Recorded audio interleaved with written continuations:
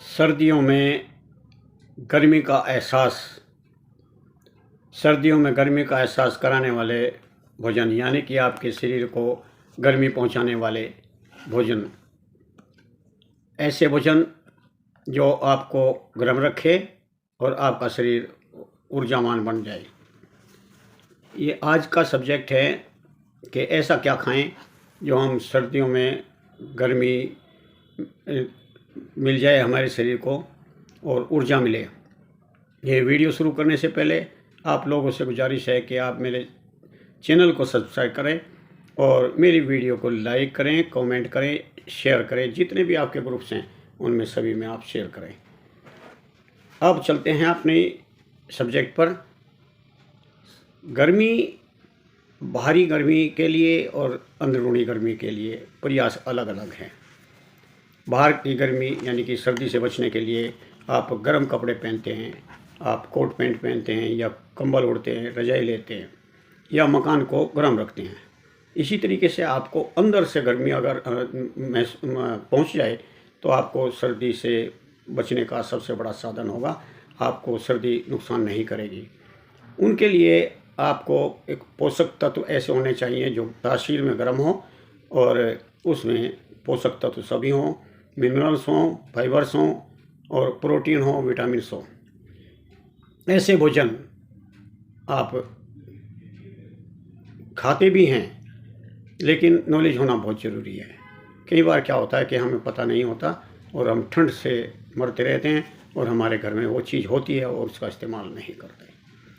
सर्दियों में गर्मी देने वाली चीज़ों में एक शहद, घी, गुड़, दालचीनी, सरसों का तेल, ये मुख्य हैं और इसके अलावा कुछ और भी हैं जो हम अब विस्तार में बताएंगे।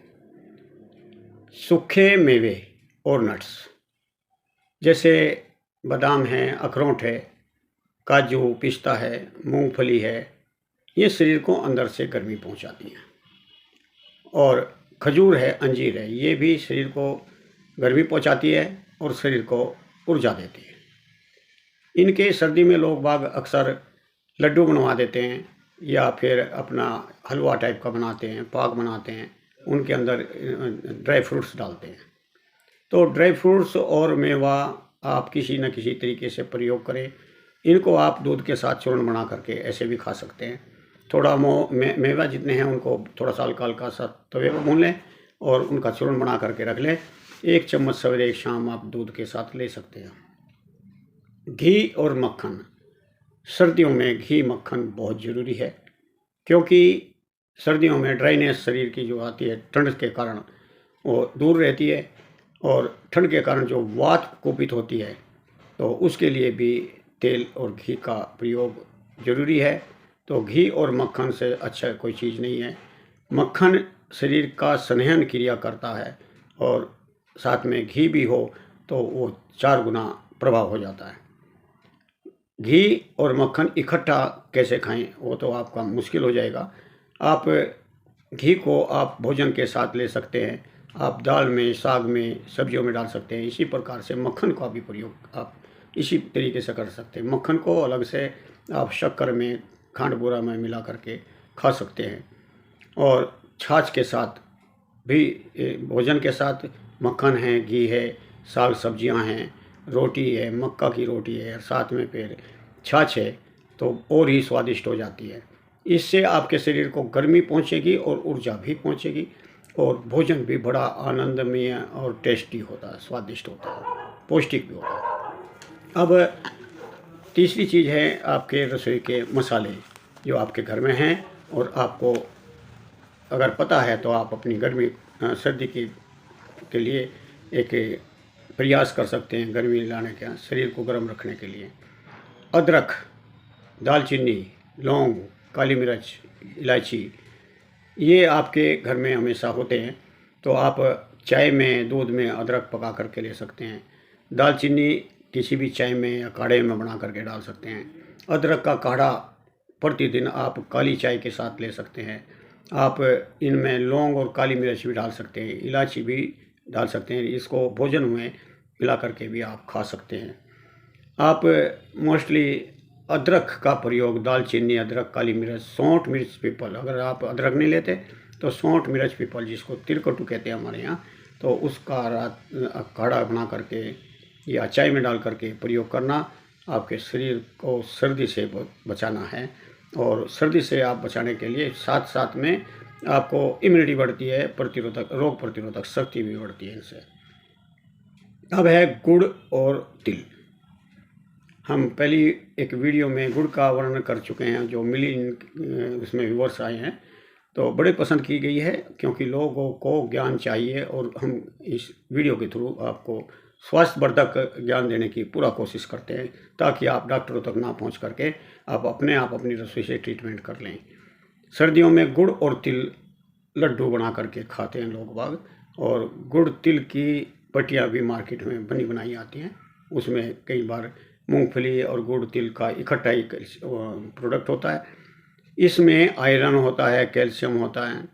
इससे आपको शरीर की ऊर्जा मिलती है, और ठंड के दिनों में आपको गर्मी का एहसास कराता है, और हड्डियों को मजबूत करता है, क्योंकि कैल्शियम है इसके अंदर काफ़ी भरपूर होता है।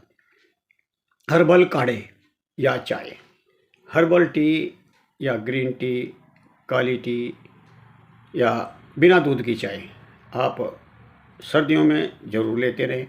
इससे आपके शरीर को गर्मी पहुंचती रहेगी और आप ठंड से बचते रहेंगे। तुलसी और अदरक, इसमें आप प्रयोग करते रहें।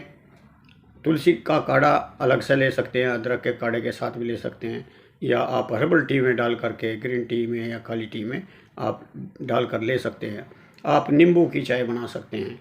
चाय की पत्ती, नींबू और इसमें सौंठ, मिर्च, पीपल, काली मिर्च डाल करके, इसको जब हल्का सा गुनगुना रह जाए तब उसमें शहद मिला करके पीने से आपके शरीर को गर्मी मिलेगी, स्टेमिना बढ़ेगा और तुरंत फुर्ती आएगी, ऊर्जा आएगी और रोग प्रतिरोधक शक्ति बढ़ जाती है। आयुर्वेदिक काढ़ा आता है, उसका काढ़ा आप गर्म पानी में उबाल करके चाय की तरह बना करके लेने से आपको सर्दी के रोग दूर होते हैं, आपके शरीर के अंदर स्टेमिना बनता है, रोग प्रतिरोधक शक्ति बढ़ती है और कई रोग भाग जाते हैं, जैसे जुकाम, खांसी, नज़ला।